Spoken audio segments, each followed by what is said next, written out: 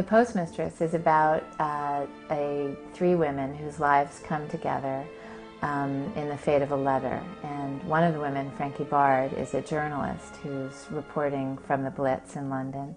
And the other two women are in a small town in Cape Cod. Frankie Bard is an intrepid young woman who talks her way over to Europe because she just wants to be where the action was, and talks her way onto Edward R. Murrow's, or into his studio.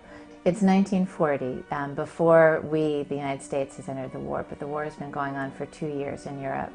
And Frankie Bard asks Ed Murrow to send her into Europe with a disc recorder to take down the stories that are going on, because she wants to sort of put the patchwork, put the quilt together and show America that in fact there's something going on. And she comes into possession of this letter that she has to decide whether she's going to bring back with her. And so the novel in many ways is about how do we bring the war home. So Emma Trask is the character in the novel who, along with her husband Will, who are the newlyweds in town, listen to Frankie's broadcasts on the radio and are very aware of the war that's coming, that's just over the water. Will hears Frankie's voice and eventually goes over to help in the Blitz, because Frankie's stories and her voice reporting what's happening have worked like a siren's call to him. He feels that he has to answer and go over and help. Emma and Will are